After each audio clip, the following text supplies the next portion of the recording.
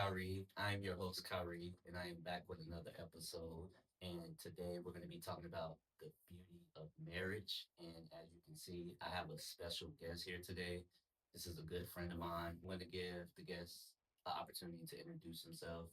Just tell us where you're from, you know, any fun facts that you would like people to know about you. Go from there.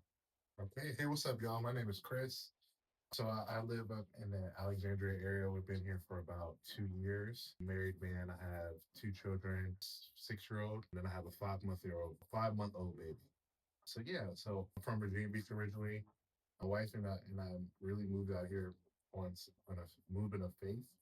She received the offer up here and work as a teacher, and honestly, it was a little scary just because I hadn't found work yet. So it was a little had cold feet about it, but we moved up here, and then God blessed me with the opportunity to work. So, we've been enjoying our time in the DMV area, really into all the opportunities for work, all the different kinds of food and things like that. So, we're having a good time. Perfect, perfect. Thank you for that. And guys, just so you know, I have my beautiful wife here as well today because in the first video, you guys have been mentioning that you love her character, you love her aura, you just love her overall spirit. So thank you guys for that. And in case you didn't get a chance to see the first video, I will leave that link in the description below.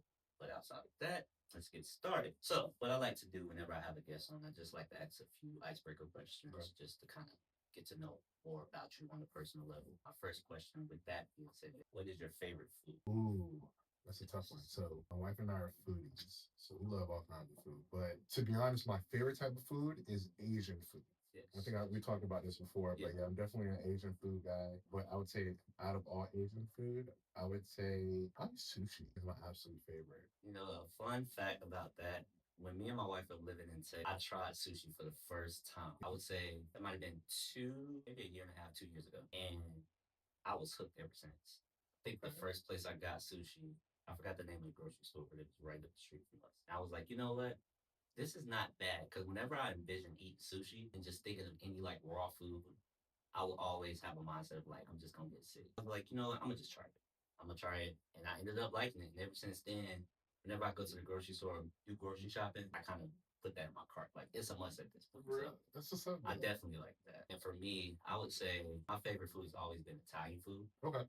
My main go to dish would be chicken Alfredo with shrimp and broccoli. Very heavy on the shrimp and the broccoli and the chicken. You gotta have all three of those. A little bougie when it comes to that, but yeah. And I think we discussed that as well. So my second question: what story in the Bible took you the longest to understand? And what I mean by that is a story in the Bible where you said, God, I really need you to give me better and deeper insight on this. I'm reading it and I'm understanding a few things, but how can I apply this? So, I don't know if it's necessarily a story that I had a hard time, any issues with understanding. I think it was more of the ideal of we know how Christ is the bridegroom, and Yes. the church is his bride.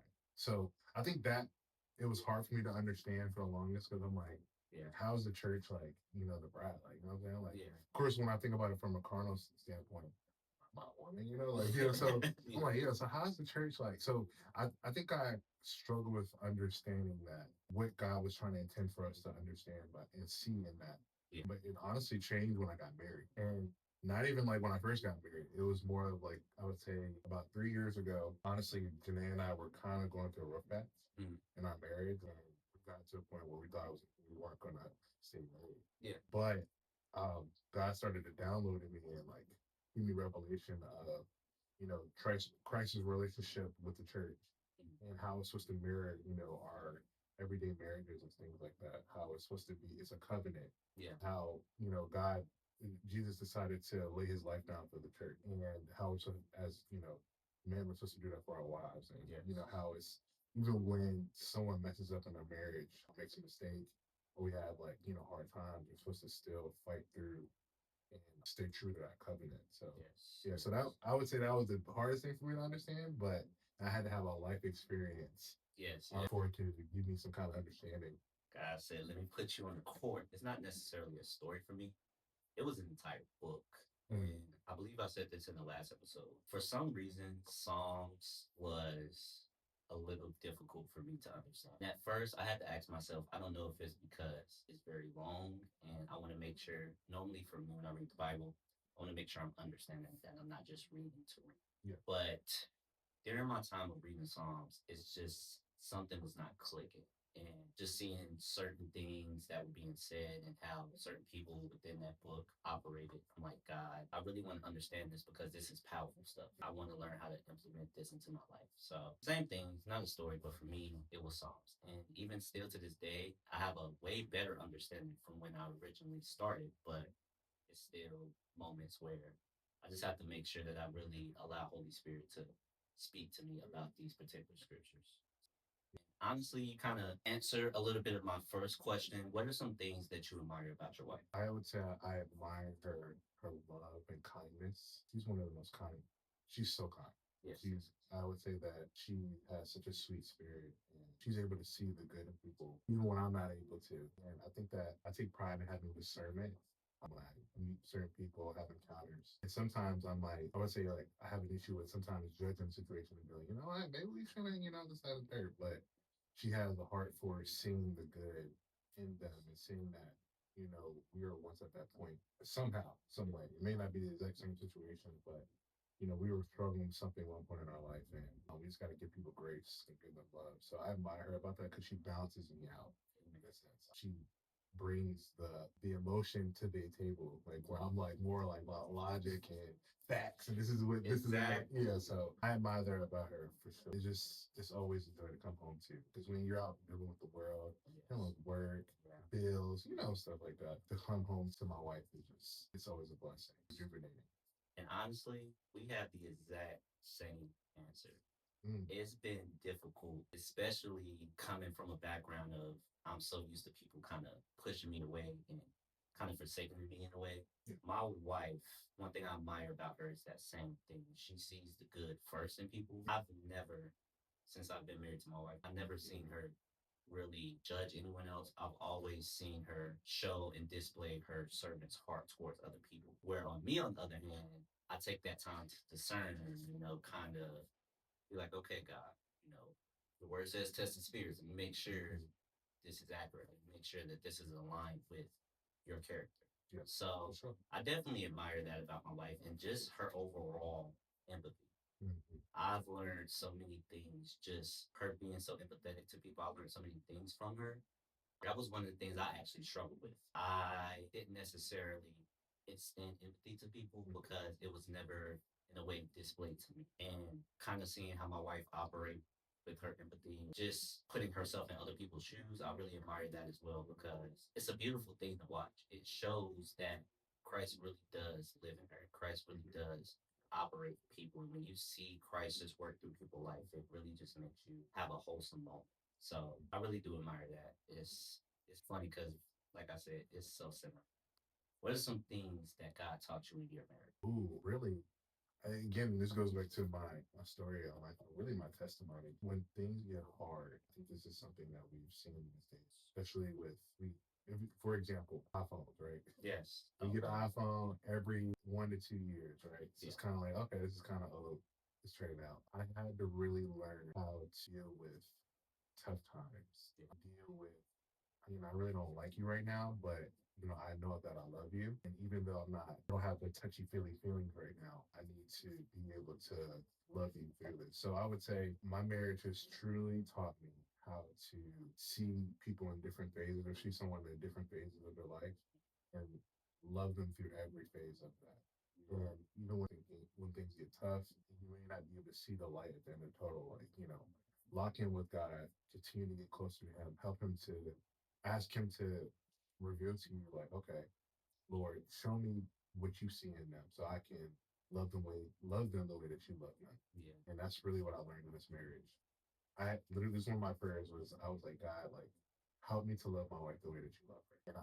And it's crazy. Like, I literally see Him answering my prayers every day because my love grows so much more for her. So I would say it's like learning how to love through all phases of life, all seasons. Yes. What about That's you? powerful. I would say for me, God has taught me how to serve my wife That's and good. submit to her. The Bible calls us to submit to each other in Yeah. marriage. And I know a lot of people and some men, they like to only analyze a woman submitting to that husband and Yeah. being that helpmate.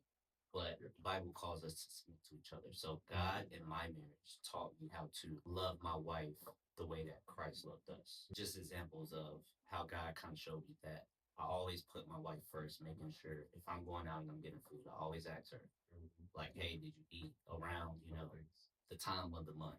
I'll make sure, hey, do you need any chocolate? Do you need any, things that you may crave? So I always make sure that I'm checking on her. I'm always making sure that I'm being in the stage of trying to be nurturing. Yeah. Yeah, I'm always making sure I help around the house when it comes to just cleaning, cooking.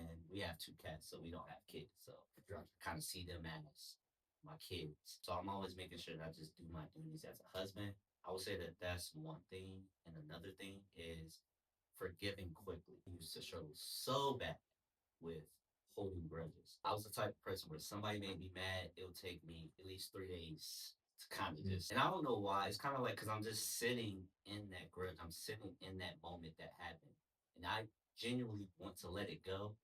But at that spirit and that operation of the enemy, he's not allowing me to. He's influencing my mind to say, this is gonna happen. This is gonna happen. And I will say in my marriage, God taught me how to forgive in the snap of a finger. Just reconcile quicker than later. Just communicate, which I've learned how to communicate in so many different ways and non-verbally even. Just making sure that I'm in a position to always serve one and forgive two. And yeah, my wife is amazing. I learned a lot more from her than what people may think. All right. As stated, I'm not a father. So tell me a little bit about fatherhood to you and why it's important to have both parents present. Okay, so this is a big question. I'll be Yes. honest with you. So, and some people used to say that, especially my non-believer friends, when I talk about these kind of things, they go, "Oh yeah, he's a conspiracy theorist." But so I think that God intended children to have two parents. That's why in order to have children, you have to have two people Exactly. in order to make them in the first place. So I think God is very intentional with that. One, again, like I was telling you earlier, I'm more of the lay of the law, the facts, the logic. Yeah. But my wife is able to show the emotion, the empathy, and things like that. So there'd be times where just parenting is going on.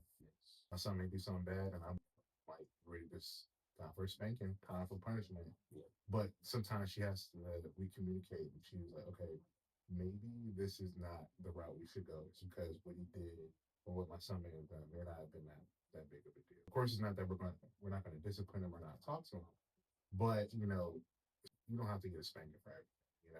I'm starting to learn that I give spankings for maybe disrespect and blatant disrespect, and when my child is going to hurt himself in a way that he just can't understand. So things like that. So I would say two parents are important because of balance. Also, I think that I don't think we're children are meant to be raised by single parents. It's hard. It's a lot of work. And both of my parents, they came from single parent households. My mom, her father died when she was about 4. So my grandmother raised 3 children, really 4, by herself. And it was really hard for them. My grandmother, my father's side, she had my father when she was 40 by herself. The stories he told me about things that they struggled with. And sometimes, I would get a little upset. I just wish my grandfather would have been there, because I knew that's what they would have did. But again, that's neither here nor there. But I think that, it should not be on the shoulders of just the mother. It should not be on the shoulders of just the father. God intended us to be able to share the load, pour into our children the best way possible. Kids deserve the best opportunity from both, you know, to live the life that they deserve and have their parents there for them. So I think that two parents are something that we have to continue to stress, affirm and things like that. Just because we live in a time where it's like, oh yeah, it's okay, it's a broken household. Yeah. And again, like I understand there's different circumstances, but if it can't be helped, we should stay together, to raise the children. I agree. I definitely agree. And kind of going to more about that when with your firstborn, that is. What are the emotions that kind of run through your body and the mindset when you realize I'm about to be a father? Were you nervous? Was it more of like I'm ready? Was it like, oh, I'm excited to be a father? Like what were some of the things that were going on at that time? So my firstborn, CJ, we first found out Janae was pregnant. I was 22. I was really young. Yeah, Well, I guess it could be a lot worse, but I was a young man and I was terrified. Yeah. But And a lot of people say that. That's why I yeah, asked. So I was and I was terrified, but I wasn't terrified for long. After the fear, kind of, I got over the fear part. Mhm. I got into daddy mode. As far as like, well, not even daddy, like father mode, as in Yeah. I got to make some things shake. So I was a sales associate at Nordstrom. We were living paycheck to paycheck, just living life, enjoying ourselves, like. But I knew for a fact that if I was going to bring a child into the world, like, there's no way I could sustain and take care of my family now. So Yes. first decision I made was like, oh, I'm joining the army. I was like, I gotta do something. Like, Yeah. So I literally went into this mode of like, I gotta get it done. I gotta do what I can do, make the best out of our situation. So I ended up joining the army. I was quick about it. Like, I got all my paperwork done, and we probably found out in like the late summer, and I shipped out in October, so it was quick. You know what I'm saying? So yeah, so I would say when we first found out, I literally experienced fear. Then I was like, it's time to get locked in. You know what I'm saying? Yeah. And I wanted to really ask that because I'm not a father yet, but I do know when that day comes, I know I'm going to be at first nervous because it's like Sure. now I have multiple people depending on me. Yeah. Everything is on my back. I'm carrying this load. But I did hear from just other fathers and other men that there's beauty in the process as well. Just seeing the baby, being delivered and just, holding the baby in your hands and just having that moment to God, that baby, you that is, this is a precious thing. This is a precious gift. And so one day, me and my wife will have that family, but I'm not going to lie. I'm terrified now, even without having kids, because the generation that we currently live in, it's like the parents, both parents that is, are not present in the children's life. I work a lot with middle schoolers and high schoolers, even adults, and some of the stories that these teens tell me are crazy. And majority of the time, if I'm being completely transparent, it's a lot of the father's absence in that child's life. Yeah. And it just kind of makes me feel for that particular child because it really is important. I have both of my parents present in my life growing up, but I do see other people's story. I do have other friends who may just have their mom, may just have their dad. And I think it's very important because even just going on social media, now you see daughters and moms doing explicit content or certain videos, and it's like it makes me wonder if dad was here, would that be happening? Yeah. So it does give a good balance of that man being the leader, operating in structure. And it's just as important for the mother to be that nurturer and be that caretaker, just be who she needs to be for that child. So when my day comes, I do know that I want to be the best father I can be. I know I will never be the perfect father.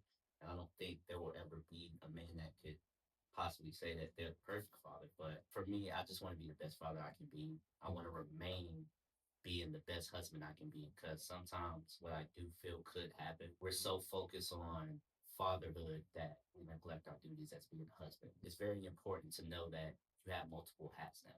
You're still a husband and you're a father. So just make sure that you give the proper care to each person that's involved in your life because God gave you that responsibility. Just, for y'all to know, I do one day want a daughter and a son.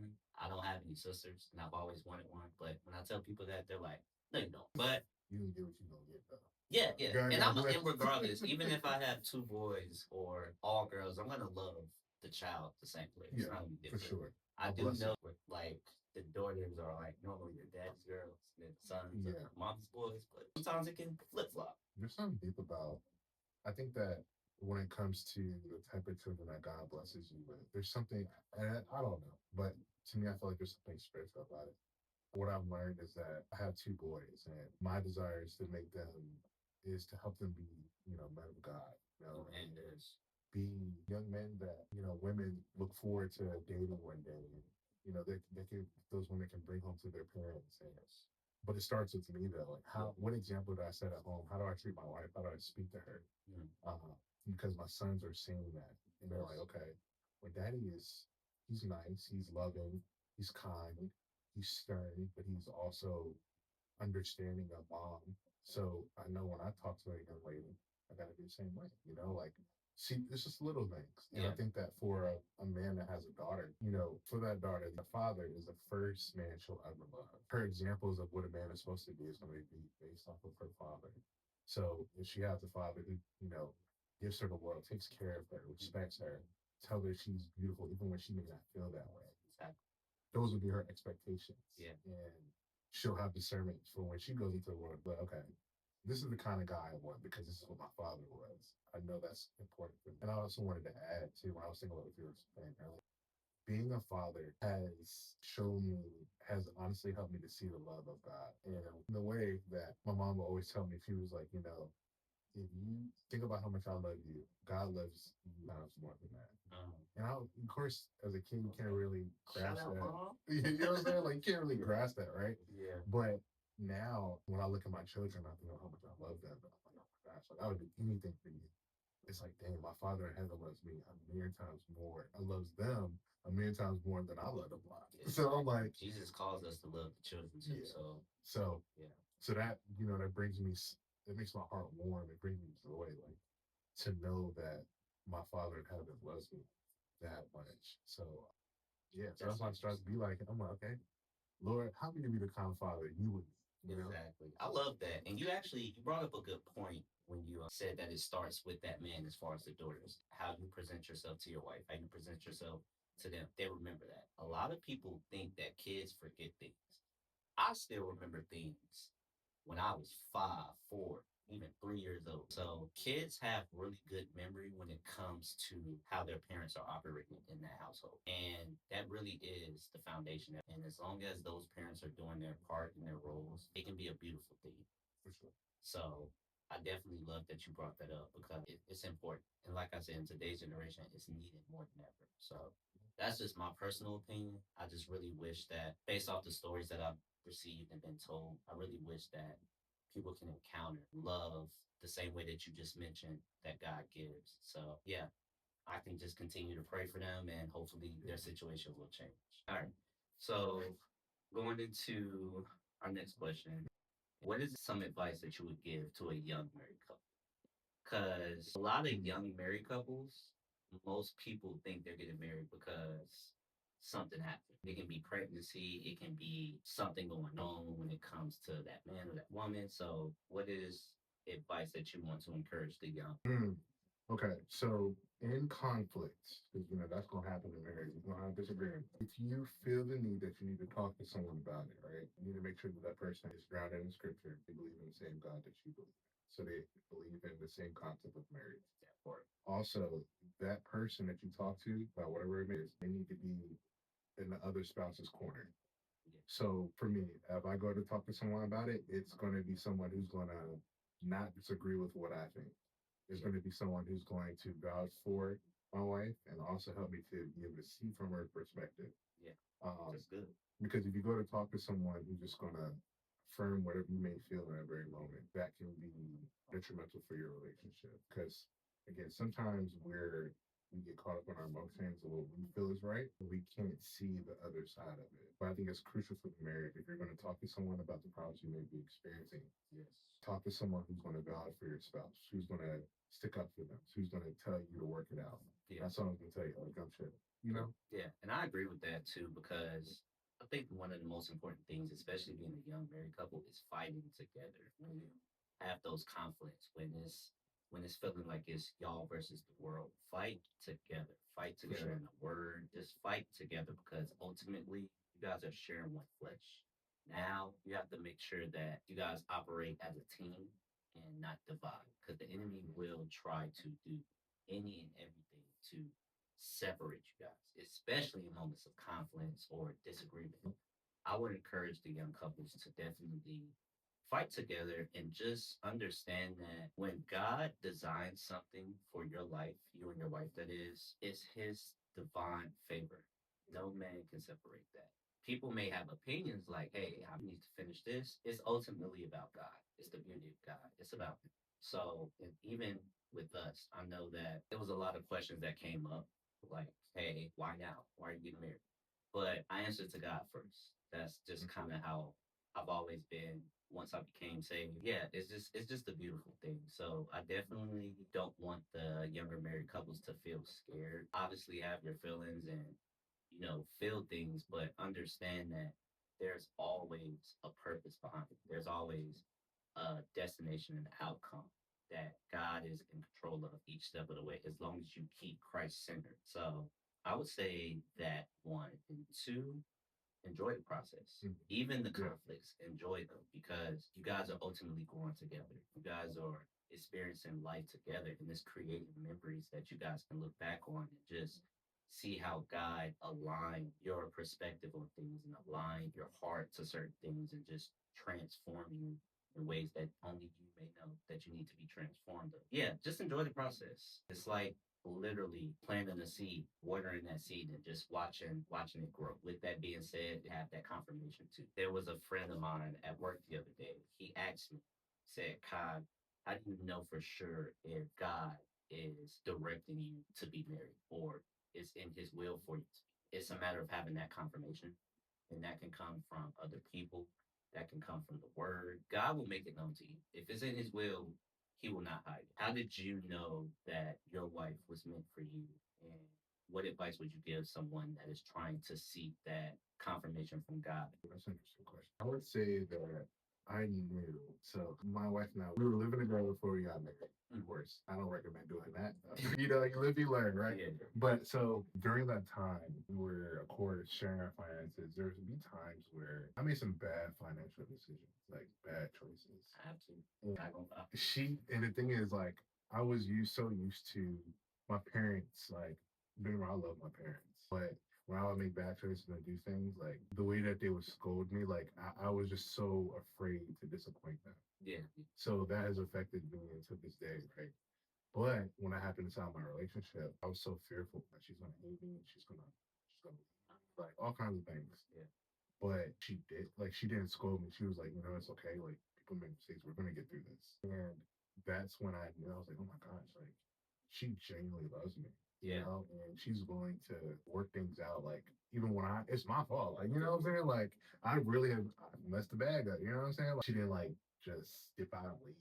Like, she and I would say that Janae's been with me through phases of my life where she's seen me grow a lot. A lot of women want to stick around for that. You know what I'm saying? Yeah. Like a lot of women would not stick around for that. So I just that's why I appreciate her so much because I'm like she saw me when I was at point, at a low point and become so much better and grown. She's been with me the whole time. She didn't, I never had a doubt in my mind. So I think that's when I was like, that's gonna be my wife right there. You know what I'm saying? So I'm gonna get right for her. And is there any things that you would like to say before we close out? When it comes to marriage, I think that marriage may be hard work. It may be scary from the outside. The world may make it make it seem like it's scary.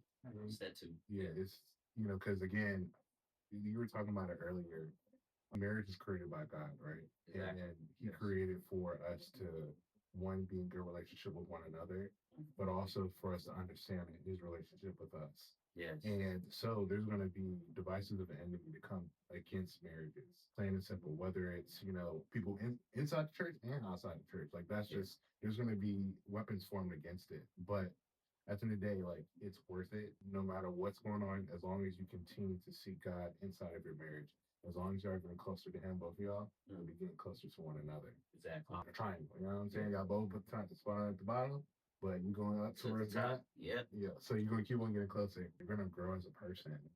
You're going to become who God has called you to be. So I would just say stick marriages out, love, continuously figure out how to serve. Who can outserve who? You know what I'm saying? Like you talked about it earlier, like, how can I serve my spouse today? Keep it fun, go on dates, make time for one another, like even when you got kids, like your spouse has to be your priority. Because if y'all are in good standing, you can take care of the family to the best of your ability. So exactly. Yeah. So just put effort in and don't be scared about marriage. It's worth it. I agree. I don't regret my marriage at all. There's never been a moment where I've questioned God, like, you know what? I ain't really feeling this. It's never been that thought for me. And marriage is fun. For me, I can say it's honestly fun. I literally created so many things and I asked my wife, how you feel about this?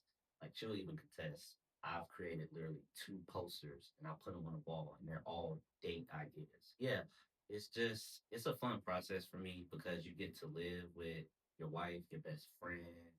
You get to connect with somebody. They get to see the real you. Like you don't have to necessarily hide it.